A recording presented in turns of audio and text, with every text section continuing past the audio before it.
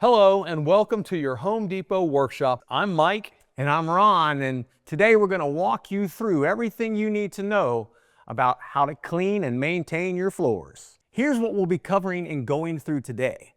Different cleaning methods and cleaning solutions, things you should avoid doing to your floors, and ways to remove stains and scuffs.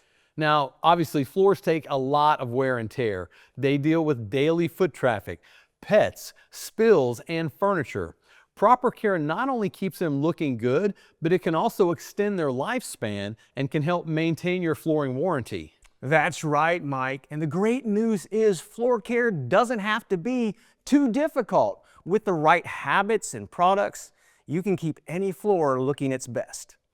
Always follow the product instructions, and when moving furniture to clean underneath, use a partner to move the furniture or sliders to avoid both injury and damage to your floors. Yes, and by the end of this workshop, you'll know the best ways to clean, protect, and maintain your floors so they stay beautiful for years to come. So let's get started.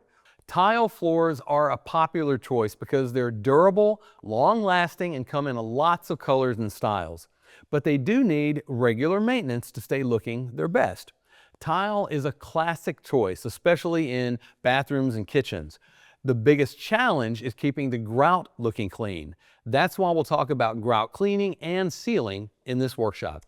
Exactly, Mike. And the great thing about tiles like, say, porcelain or glazed ceramic is they resist water and stains better than most other flooring types. Natural stone tiles can be water resistant as well, but they will require sealing. So let's start with the basics. Daily care means sweeping or vacuuming to remove dust, dirt, and crumbs. If you skip this step, dirt can be ground into the tile surface or the grout, and scratches will happen over time to the finish. That's for sure. Now, once the dust and debris are cleared, it's time to mop. Maybe use warm water with a few drops of, say, a mild dish soap with a flat mop. Now, the key is to avoid sponge mops because they can actually push dirt down into the grout lines instead of cleaning them up. Yep. You want to try and use a cleaner designed specifically for tile. Just make sure it's safe for ceramic or porcelain if that's what you have. Always follow the manufacturer's instructions because tile glazes and finishes can vary. Yeah, that's a reoccurring theme here, following the manufacturer's suggested instructions. So now let's talk about grout. On tile floors, it's easy to stain and can be hard to clean.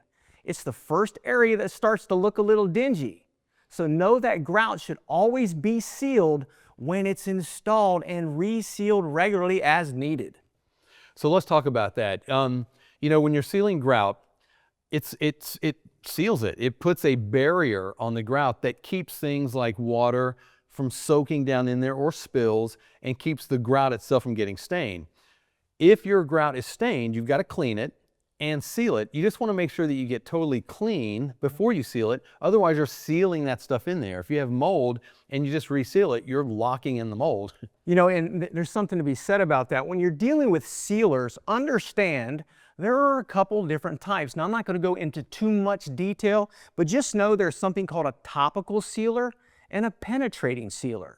There's also something called a water-based sealer and a chemical-based sealer. So a topical-based sealer is just what it says. It just coats the surface, okay?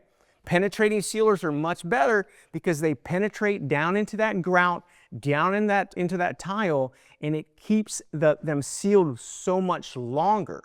Now, water-based versus chemical-based. Water-based sealers are going to have not as harsh of a smell or a chemical reaction like a chemical type sealer, but you're going to have to repeat the process more often with an actual water-based sealer, where a chemical-based sealer, sometimes the warranties on sealers can be up to 20 years depending on the sealer that you use. So Ron, let's say I'm a customer and I don't know if my tile is sealed. Maybe I just purchased a home. I have no idea if and when the tile was sealed. Even if I'm in a new home, you assume that it was sealed because it's supposed to be, but you don't know. So how can you test your tile to decide if it's sealed or not? That's a great question. So we do something called a water test, a water bead test. Simply take a spray bottle and spray it on your tile. And if the water beads up like, say, a freshly waxed car, then you're good to go. If the water doesn't bead up and it just kind of sits there in puddles, it's going to get absorbed into the tile, into the grout. Then it's time to reseal. But like Mike said earlier, one of the biggest things you got to remember is you've got to let the area dry out. And that may mean not showering in that particular shower. Hopefully you've got more than one bathroom to use, right? So you can let that shower dry out real good after you give it a real good cleaning. Once it's dried out, then reseal as needed. And what are the two things that mold and mildew love? Wetness, dampness, and darkness. So if you have an interior bathroom especially, and your grout is not sealed and the water gets down in there, the mold is going to start growing into that grout. The longer it sits there, the harder it is to get out because it's all in the fibers and the spaces and the pockets in the grout. So that's why you want to seal it and keep it out of there to begin with. Now earlier you were telling me that there's probably a simple fix for dirty grout. Can you explain a little bit more about that? Yeah, absolutely. A simple fix for that dirty grout, if it's stained, dirty, or has mildew, is to make a paste of baking soda and water. Apply it directly to the grout lines, scrub it gently with a toothbrush, and then rinse with warm water. For lighter stains, even something as simple as a white or a pink pencil eraser can help. Just rub it back and forth on the stained grout line. It's a quick trick that really works. Well, that's interesting. But sometimes those stains need a little extra, something a little stronger, right? So you can mix a solution of, say, 3 parts bleach, 1 part water, and apply it carefully to the grout. You're going to want to let it sit for a few minutes. Then rinse with clean water. But just be sure to ventilate the area. And again, after a deep clean and once the grout is completely dry, sealing the grout is one of the best ways to protect it.